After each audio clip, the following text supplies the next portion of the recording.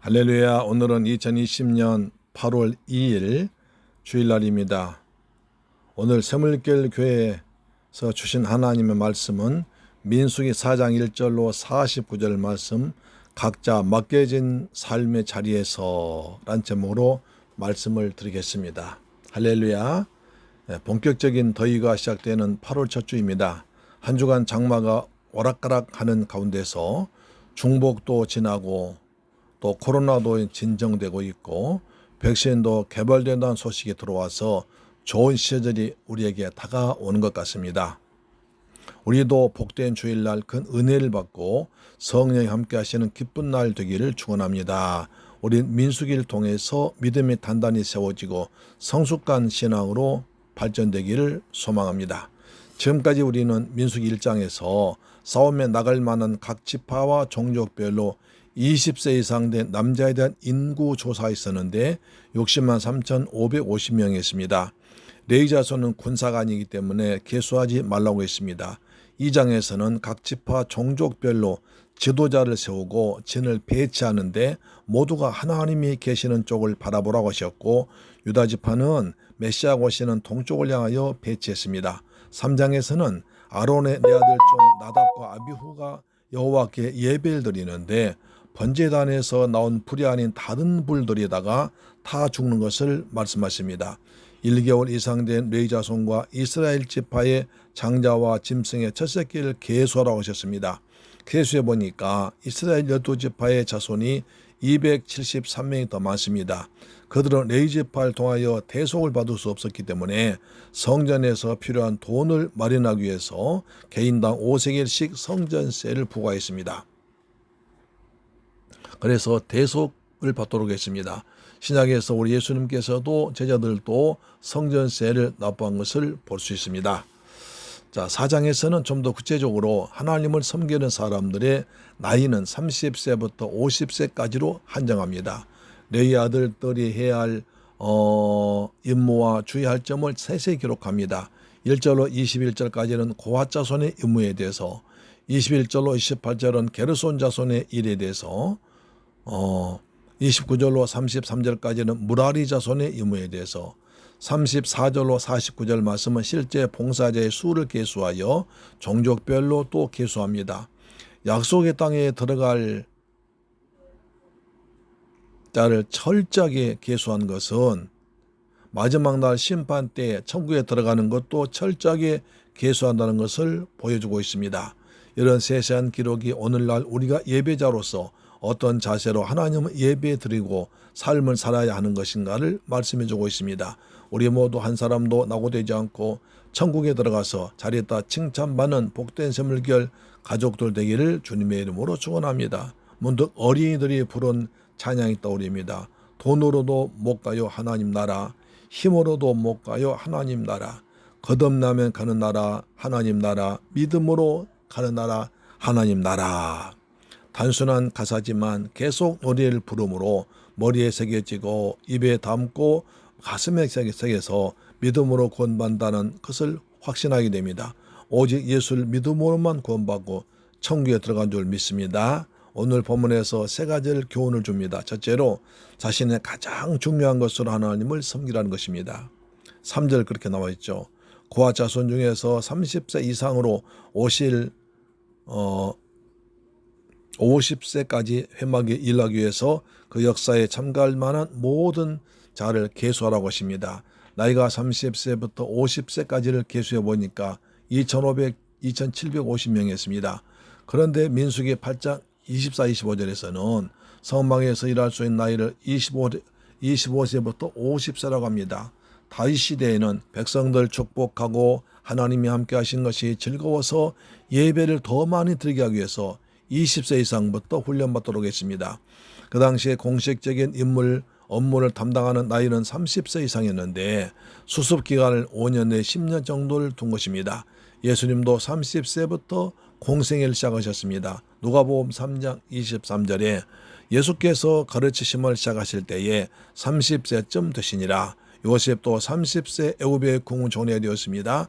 다윗도 30세 왕으로 기름 부음 받습니다. 사무엘하 5장 4절 다윗의 나이가 30세에 왕위에 올라 40년 동안 다스렸으되 성막에서 하나님을 섬기는 막중한 사명을 감당한다는 것은 보통 쉬운 일이 아닙니다. 절대로 쉬운 일이 아닙니다.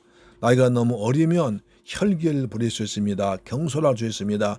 감정대할 수 있습니다. 분별력과 책임감 없이 하다가 힘들다고 하기 싫다고 그만둘 수 있습니다. 저희 신학교에도 보면 약 처음에 입학과 졸업을 비교할 때 한 반 정도가 졸업하고 나머지는 이제 중간에 탈락하고 그 뒤는 잘 모르겠습니다. 또 나이가 너무 많을 경우에는 기력이 딸려서 감당할 수 없고 성막에서 일하다가 불상사라도 생기면 하나님의 영광을 가릴 수 있습니다. 그래서 30세부터 50세란 인생의 황금기에 최선을 다해서 하나님을 섬기라는 것입니다. 하나님 임재의 상징인 성막 사역, 하나님을 섬기는 일이 얼마나 중요한 사역인지를 반증하는 대목입니다. 신학교 때 교수님께서 하신 말씀이 생각납니다. 목사는 참아야 한다. 목사는 참는 사람이다. 고린도전서 13장에서도 사랑의 첫 번째 덕목은 오래 참고입니다. 사랑은 오래 참고 또 시작되어서 조금 가다가 성내지 아니하며 모든 것을 참으며 모든 것을 믿으며 모든 것을 바라며 모든 것을 견디느니라. 사랑이란 결국 참는 것입니다. 기다리는 것입니다. 견디는 것입니다. 인생의 황금기의 젊음을 다 태워서 하나님을 섬기라는 것입니다. 찬송가에 주님께 귀한 것들이여 젊을 때 힘다하라. 주님께 귀한 것들이여 내 몸과 내 마음도 드려라. 한 살이라도 젊었을 때 주님을 뜨거운 마음으로 섬긴 여러분 되기를 주님의 이름으로 축원합니다. 또 성막 기구들 관리하고 운반하는 데 있어서 공통점 가운데 하나는 모든 성물들 보자기와 가죽으로 덮게 했다는 것입니다. 특히 법궤와 진설병은 3번, 나머지는 2번을 덮습니다. 증거기에는 법궤는 칸막는 휘장으로 덮고 해달 가죽으로 덮고 순청색 보자기로 덮었습니다. 진설병은 청색 보자기를 펴서 대접과 잔들 그 위에 두고 홍색 보자기로 덮고 해달의 가죽으로 덮었습니다. 등잔대는 청색 보자기에 등잔 기름 그릇들 덮고 해달의 가죽 덮개를 덮었습니다. 나머지 성문들은 자색 보자기로 덮고 해달의 가죽으로 덮었습니다. 왜 이렇게 2번, 3번씩 보자기로 싸고 겉옷 해달 가죽으로 또 덮었을까요? 우리는 귀한 것을 선물해 보낼 때 보자기에 싸 선물입니다. 자녀들 결혼시킬 때 사돈간의 선물이나 혼서지가 오갈 때 보자기로 써서 보냅니다. 명절 때 갈비나 귀한 선물도 보자기로 싸서 보냅니다. 이처럼 성곽의 성막의 성물들도 거창하게 아주 귀하게 포장해서 운반했습니다. 청색 보자기를 싼 것은 하나님이 계시다고 생각한 하늘은 청색이기 때문입니다. 하나님을 생각하고 두려워하고 경건하게 다루라는 것입니다. 홍색 보자기에 싼 것은 홍색은 붉은색 예수님의 흘리신 보혈 상징입니다. 예수께서 흘리신 보혈이 우리를 덮음으로써 세상의 저주나 죄나 죄악 악한 영이 성도를 틈없지 못한다는 것입니다. 자색 보자기에 싼 것은 자색은 왕이 입은 옷 색깔입니다. 만왕의 왕 되신 예수 그리스도를 상징하는 것입니다. 해달의 가죽으로 덮는 것은 해달 물개는 바다 속에서도 사는 짐승입니다. 물속에 살아도 기름기가 많아서 몸속에 물이 들어가지 못합니다. 따라서 해달의 가죽으로 성막을 덮어 놓으면 아침에 내린 이슬과 낮에 비치는 뜨거운 햇볕과 세차게 몰아친 모래의 바람이 성막 안으로 들어오지 못합니다. 이것은 우리 주 예수 그리스도는 악한 영들 이기고 세상의 죄악을 물리치는 능력이 있음을 말해주는 것입니다. 성령의 기름 부심 충만하면 악한 영이 틈타지 못합니다. 할렐루야. 그러므로 보자기로 싸고 또 해달 가죽으로 덮은 것은 성물들을 자연재해나 부주의로 인한 손상으로부터 안전하게 보호하기 위함입니다. 또 성물들을 사람들 함부로 보거나 만지지 못하게 해서 생명을 보존하기 위함입니다. 하나님을 상징하는 색깔을 통해서 장엄하신 만군의 여호와 거룩하신 하나님을 잘 섬긴 일을 두렵고 떨릴 마음으로 하는 것입니다. 또한 성막일을 하는 레위 사람들의 생명을 보호하려는 것입니다. 한 성막의 모든 물건들은 제사장이 싸서 덮어주면 레인들이 운반함되는데 성물 함부로 보거나 만지면 죽는 것입니다. 그러나 예수님 십자가에 설리시 피 흘려 죽으신 뒤에는 하나님과 인간을 가로막힌 휘장이 벗겨졌기 때문에 누구든지 예수의 피를 의지하고 하나님 앞에 나가서 은혜의 보좌 앞에 나갈 수가 있습니다. 히브리서 10장 19절 그러므로 형제들아 우리가 예수의 피를 힘입어 성소에 들어갈 담력을 얻었나니 그 길은 우리를 위해서 휘장 가운데로 열어놓으신 저렇고 산 길이요 휘장은 거체 육체니라. 하나님의 아들이신 예수님은 제자들과 함께 식사하시고 요한은 예수의 무릎에 비스듬히 눕기도 했습니다. 그래서 요한 1서에서는 이렇게 놀라운 말씀합니다. 생명의 말씀에 관하여는 요한 1서 1장 1절 우리가 눈으로 본 바요 주목하고 우리 손으로 만진 바라. 사도 요한은 예수님을 말씀으로 생각합니다. 태초에 말씀이 계시니라 그랬습니다. 그래서 태초에 있는 생명의 말씀이 그 말씀 육신 오신 게 예수님 아닙니까? 그러니까 사도 요한은 예수님을 보았고 만져보았고 또 손으로 만져보았고 예수님 무릎에 누워서 같이 식사했던 그런 게 있습니다. 그래도 예수님께서는 사랑하시고 용서하시고 함께 계셔 주었습니다. 두 번째, 각자에게 맡겨진 일에 충실해야 됩니다. 레위의 세 아들은 게르손 과 무라리입니다.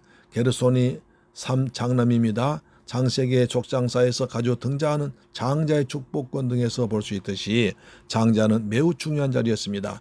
이런 맥락에서 볼 때 지성소의 성물들을 담당할 레위 자손은 장자인 게르손이 하는 것이 마땅한 것처럼 보였습니다. 그러나 성막의 지성물을 담당한 것은 레위의 둘째 아들인 고핫이었습니다. 고핫이 어떤 특별한 업적이 드러나지 않은 상태에서 결정되었기 때문에 이것은 하나님의 특별한 은택입니다. 저와 여러분이 구원받은 것도 우리가 무엇을 잘해서가 아니라 하나님의 은혜인 줄 믿습니다. 은혜로만 구원받습니다. 이러한 사실은 예수님의 달란트 비유에서도 나타납니다. 주인은 3명의 종들을 불러세우고 각자의 분량에 맞따라서 다르게 달란트를 맡깁니다. 마태복음 25장 15절 각각 그 재능대로 하나에게는 금 5달란트를 하나에게는 2달란트 하나에게는 1달란트를 주고 떠나더니 라고 했습니다. 왜 그랬습니까? 아마도 주인은 누구보다 그 종들의 생활과 마음의 그릇을 잘 알고 있었기에 그 사람에게 맞도록 맡기신 것입니다. 우리들은 우리의 세밀한 부모까지 모든 것을 알고 계신 하나님께서 주신 재능을 따라 나에게 주어진 임무를 감사함과 기쁨으로 잘 감당하는 것이 행복인 줄로 믿습니다. 고아 자손들이 할 임무는 성막 안의 지성물들 운반하는 것입니다. 제성소의 휘장과 법궤와 떡과 떡상과 등잔대와 분향단과 번제단을 옮기는 것입니다. 그렇다고 이들이 직접 들어가 포장하고 운반하는 것이 아닙니다. 포장은 전적으로 제사장들의 몫이었습니다. 제사장이 성물 다 포자기에 싸고 덮어 포장을 내놓고 부르면 과자손은 성물들을 직접 손에 대지 않고 채를 꿰서 어깨에 메고 운반해야 했습니다. 하나님 무엇을 어떤 순서대로 포장해야 하는지 아주 자세하게 설명해 주었습니다. 하나님의 일은 아무나 닥치는 대로 형편대로 기분 낚이는 대로 시간 난 대로 그냥 막 하는 것이 아닙니다. 준비된 사람이 일의 순서에 따라서 자신이 맡은 역할을 충실하게 감당해야 됩니다. 하나님은 고아 자손들이 레위지파에서 끊어지지 않게라고 하셨습니다. 이 말은 꺼내질 수 있다는 것입니다. 왜 이렇게 무시무시한 말씀하시는 겁니까? 또 어떻게 하면 끊어질 수 있다는 말입니까? 고아 자손들이 성막 내부의 여러 성물들 운반한 중대한 임무를 맡았지만 그렇다고 해서 이들이 성소에서 잠시라도 들어가서 둘러보는 것은 어떤 이유라도 허락지 않았습니다. 죽었습니다. 또 운반한다는 이유로 성물에 손을 대면 직접 대면 안 됩니다. 손을 대지 않고 성물 운반할 수 있습니까? 제사장이 포장을 끝내면 채를 꿰어서 어깨에 메고 운반해야 했습니다. 왜 이렇게 했습니까? 거룩하신 하나님을 함부로 대하지 말라는 것입니다. 성물들 옮기나 자신이 마치 하나님을 운반하는 것으로 생각해서 교만해 주셨다는 것입니다. 그것을 꺾은 겁니다.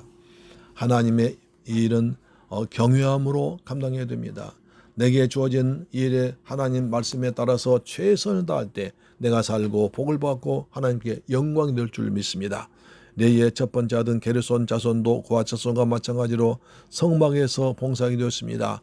계시에 보니까 2630명입니다.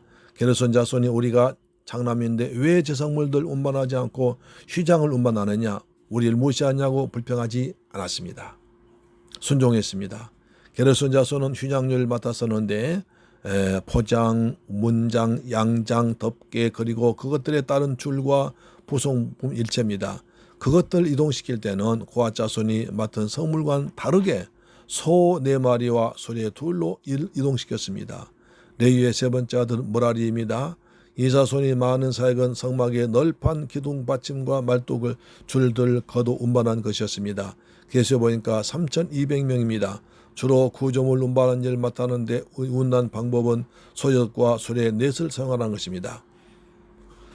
수량도 종류도 무게도 제일 많습니다. 그런데도 므라리 자손들이 왜 우리는 무거운 것들을 들고 가야 하느냐, 힘들게 운반해서 광야에 다시 괴동을 세우고 말뚝을 치고 성막에 뼈대를 세우는 것이 보통 어려운 겁니다. 그래도 불평하지 않았습니다. 제가 거려움을 참 잘합니다. 젊었을 때 가족들이 여름에 해수욕장에 가면 제일 어려운 것이 뜨거운 해변에서 텐트 치는 것이었습니다. 돈이 없으니까 호텔이나 민박집까지 못하고 텐트 치고 그런 곳에 가서 텐트를 치는데 제가 잘 치지 못합니다. 날은 덥죠. 배는 고프죠. 차는 몰래 타고 왔죠. 텐트는 쳐지지 않으니까 고생을 하면서 현지가 혜윤이가 배고프다고 집사람도 텐트 좀 빨리 치라고 아우성인데도 잘 안 되는 거 어떻게 합니까? 낑낑거리고 있으면 지나가는 천사들이 다가왔습니다. 그리고 제가 좀 도와드릴까요? 도움받아서 텐트를 쳤습니다. 근데 그 텐트 치고 들어가니까 거기가 천국이더라고요. 그래서 므라리 자손들이 참 고생 많았구나 이해됩니다. 하나님이 이때를 원하기 위해서 저에게 그런 고생을 시키게 하셨나 생각해보고 웃음이 나왔습니다. 그런데 본문에 므라리 너희들은 운반해야 할 품목들 지정하라고 하십니다. 민수기 4장 32절 뜰 사면 기둥들과 그 받침들과 그 말뚝들과 그 줄들과 그 모든 기구들과 무릇 그것에 쓰는 것이나 너희는 그들의 맡아 맬 모든 기구의 명목을 지정하라. 품목을 지명하라는 것입니다. 텐트를 치는데 말뚝이 없다면 성막을 세울 수 없습니다. 또 어디 가서 사올 수 없습니다. 다시 만들 수도 없습니다. 그렇기 때문에 하나하나 철저하게 준비되어야 됩니다. 품목 하나하나를 책임자를 지명해서 잘 챙기라는 것입니다. 하나님은 우리 각자에게 해야 할 일 맡기셨습니다. 기쁨으로 감사함으로 잘 감당하기를 주의 이름으로 축복합니다. 아멘. 게르손 자손은 장자인데도 중요한 일 맡지 않고 그냥 휘장 문장을 날랐습니다. 고앗 자손들은 성막에서 성물 만지거나 그 다음에 보면 죽었습니다. 얼마나 위험한 일입니까? 그 다음에 성물 어깨에 왜곡하라고 그랬으면 얼마나 어깨 아팠겠습니까? 또 므라리 자손들은 제일 무거운 것을 들었습니다. 성막의 기둥이나 이런 걸 제일 무거운 거 들었습니다. 제일 많이 들었습니다. 민수기 7장 7절로 보면 게르손 자손이나 므라리 자손이 옮기는 휘장이나 기둥들은 수레로 운반해도 되었습니다. 그러나 본문에 보니까 고앗 자손들은 지상물들 반드시 어깨에 메어가라고 했습니다. 성막의 다른 지상물들을 어깨에 메어서 운반하게 한 것은 쉽고 편리하게 운반하기 위해서가 아닙니다. 거룩하신 하나님의 임재 상징인 성막 지성물들이 하나님의 형상으로 창조된 사랑의 사람이어서 영광 가운데 찬송받으며 이동되기를 원하신 것입니다. 이사야 43장 21절 이 백성은 내가 나를 위하여 지었나니 나를 찬송하게 하려 함이니라. 아멘. 자, 그럼에도 불구하고 이러한 말씀을 무시하고 법궤를 자기 생각대로 옮기다가 큰 화를 당한 사람이 있습니다. 사무엘하 6장에 보면 다윗 왕이 바알의 유다에 있는 아비나답의 집에서 법궤를 예루살렘으로 모셔올 때에 수레를 새로 만들어서 법궤를 싣고 서로 하여금 수레를 끌고 오게 했습니다. 군사 3만 명을 동원했습니다. 이스라엘 모든 족속들이 기뻐하며 비파와 수금으로 연주하며 행진했습니다. 낙원의 다장마당에 이르렀을 때 소들이 갑자기 뛰므로 수레 뒤에서 따르던 옷사가 법궤가 넘어질까봐 얼른 법궤를 손으로 붙잡았습니다. 그랬더니 즉시로 죽임을 당했습니다. 사무엘하 6장 7절입니다. 저희가 낙원의 다장마당에 이르러서는 소들이 뛰므로 웃사가 손을 들어 하나님의 궤를 붙들었더니 여호와 하나님 웃사의 얼굴 잘못함을 인하여 전노하사 절 그곳에 치시니 저가 거기 하나님의 궤 곁에서 죽으니라. 우리가 생각할 때 이해가 안 됩니다. 웃사가 뭘 잘못했냐는 것입니다. 온 정성을 다해서 수레를 새로 만들어 잘 모시고 오다가 소들이 뛰니까 법궤가 넘어질까봐 손을 들어 법궤를 붙잡아 넘어지지 않게 했습니다. 그것이 오늘 그 자리가 이 자리까지 죽이려면 또 그렇습니다.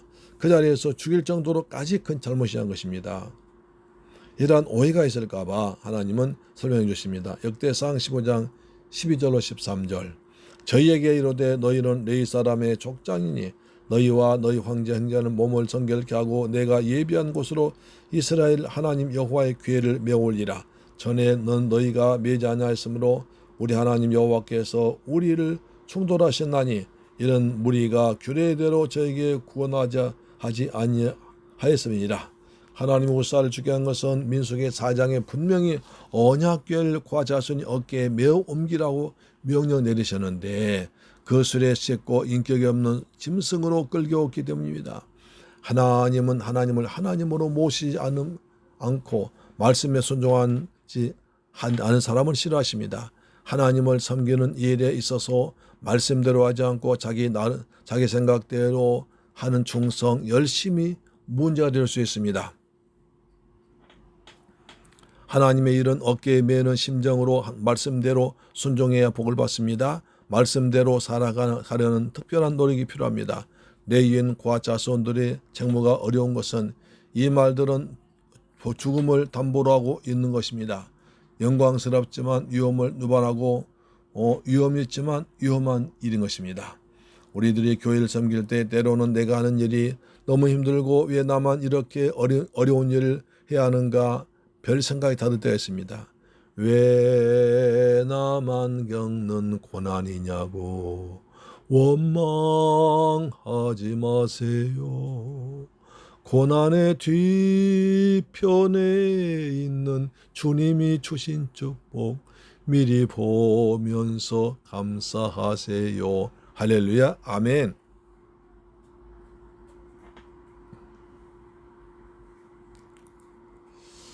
나 혼자 살아가기도 버거운데 교회까지 나에게 무거운 짐을 지어주냐 벗어버리고 싶은 생각이 들 수 있습니다. 그러나 우리 예수님은 저와 여러분의 모든 죄짐을 대신 지고 십자가에서 피 흘려 죽으심으로 우리를 구원하셨습니다. 우리들에게 나를 따라오려던 내게 지어준 십자가를 지고라고 하십니다. 십자가를 벗고라고 하는 게 자기 십자가를 지고라고 하셨습니다. 누가복음 9장 23절 또 무리에게 이르시되 아무든지 나를 따라오려거든 자기를 부인하고 날마다 제 십자가를 지고 나를 쫓을 것이니라. 아멘. 그 길은 좁은 문이라고 합니다. 민수기 13장 마태복음 7장 13절은 문으로 들어가라 좁은 문으로 들어가라 멸망으로 인도하는 문은 크고 그 길이 넓어 그리로 들어간 자가 많고 생명으로 인도하는 문은 좁고 길이 협착하여 찾는 이가 적음이니라. 아멘. 할렐루야. 감사합니다. 오늘 귀한 말씀 받게 하심을 감사합니다. 예수 그리스도의 이름으로 기도드립니다. 아멘. 지금은 우리 주 예수 그리스도의 은혜와 아버지 하나님의 무한하신 사랑과 보혜사 성령님의 교통하심이 오늘 참사가 모든 성도에게 이 방송 듣는 모든 분들에게 지금부터 영원토록 함께 계실지어다. 아멘.